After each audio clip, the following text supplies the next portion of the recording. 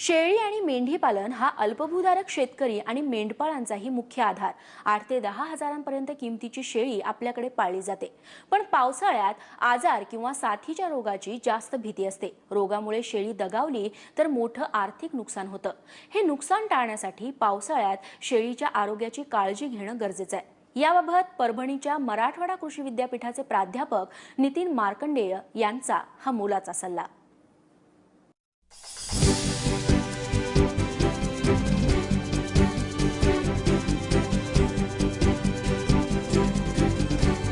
पावसाळ्यात शेळ्या आणि मेंढ्या आजारी पडण्याची जास्त शक्यता असते। साथीच्या रोगांमुळे शेळ्या मेंढ्या दगावण्याचीही भीती असते। अशा परिस्थितीत पावसाळ्यात शेळ्यांची योग्य काळजी घेणं गरजेचं आहे। पावसाळ्यात ज्या ठिकाणी शेळ्या बांधल्या जातात ती जागा स्वच्छ आणि कोरडी ठेवावी। गळक्या ओलसर जागेत शेळ्या बांधू नयेत। ओलसर जागा असल्यास शेळ्या खाली बसत नाहीत, त्या सतत उभ्याच राहतात। यामुळे शेळ्यांच्या शरीरावर ताण येऊन आरोग्य बिघडण्याची शक्यता असते। यासाठी शेळ्यांची जागा नेहमी स्वच्छ, कोरडी आणि निर्जंतुक ठेवावी।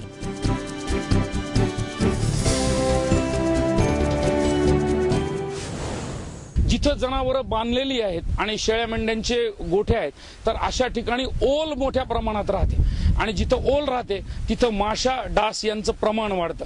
कितीही स्वच्छता केली तरी शेळ्या मेंढ्यांच्या गोठ्यामध्ये असणारी ओल जनावरांना सतत उभी करतात आणि त्यामुळे शरीरावरती ताण निर्माण होतो।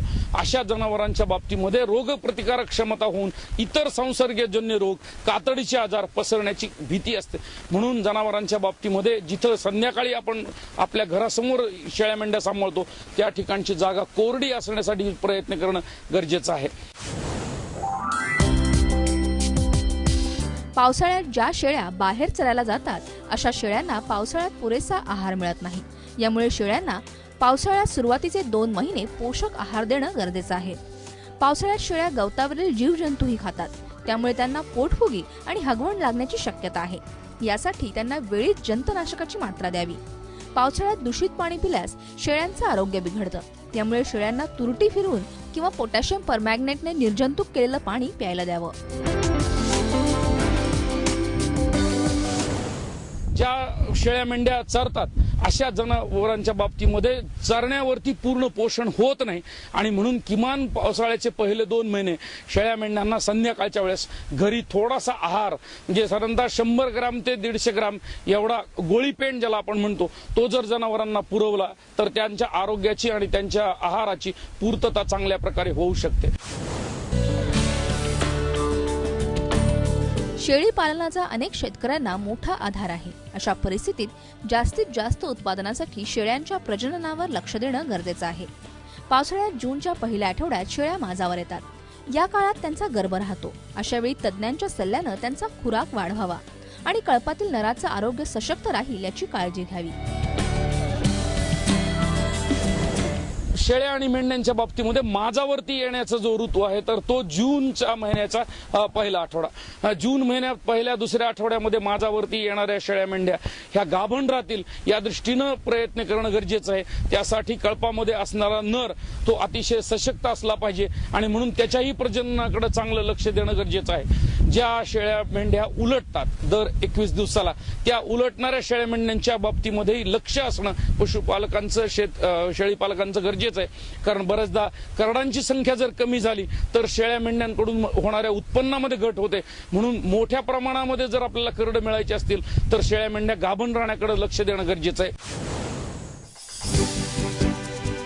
पावसाळ्यात सतत भिजल्यामुळे शेळ्यांना फुफ्फुसदाह होतो। त्यामुळे शेळ्यांच्या तोंडातून नाकातून स्त्राव वाहू लागतो।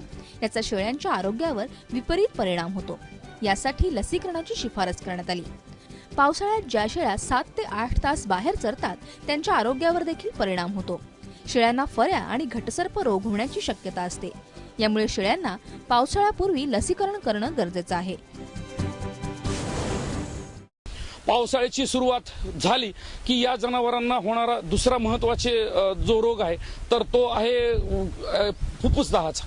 आणि या जनावरांच्या बाबतीमध्ये PPR नावाचा जो रोग आहे त्याला पेस्टिस डी पेटिट्स असं म्हणतात. तर हा रोग जनावरांना झाल्यानंतर शेळ्या मेंढ्याच्या नाकातून सारखा शेंबडासारखा स्त्राव वाहत असतो आणि फुफ्फुसदाह मोठ्या प्रमाणात होतो. म्हणून अशा जनावरांच्या बाबतीमध्ये PPR होऊ नये म्हणूनही लसीकरण करून घेता येऊ शकतं आणि त्यासाठी आपण पशुवैद्यकीय अधिकाऱ्यांशी संपर्क करणं गरजेचं आहे. शेळ्या मेंढ्या या कळपाने राहतात, त्यामुळे शेळ्यांना संसर्गजन्य रोगाचा प्रादुर्भाव होण्याची शक्यता असते. यासाठी तज्ज्ञांच्या सल्ल्यानं शेळ्यांना प्रतिबंधात्मक उपाय म्हणून प्रतिजैविकाचा डोस द्यावा. पावसाळ्यात शेळ्यांना चिखलाचाही सामना करावा लागतो. चिखलातून चालताना शेळ्यांच्या खुरामध्ये काटे घुसतात, त्यामुळे जखम झाल्यास शेळ्या लंगडू लागतात. अशा शेळ्यांना बाहेर चरायला न सोडता त्यांच्यावर घरीच उपचार करावेत. तज्ज्ञांच्या सल्ल्यानं जखमेवर कोरडी पावडर टाकून उपचार करावेत आणि शरीरावर ताण येणार नाही याची काळजी घ्यावी. अशा प्रकारे पावसाळ्यात गोठा, आहार, खुराक आणि औषधांचा योग्य डोस दिल्यास शेळ्यांचं आरोग्य जपलं जाईल आणि उत्पन्नही जास्त मिळेल. परभणीहून विशाल मानेसह ब्युरो रिपोर्ट, ABP माझा.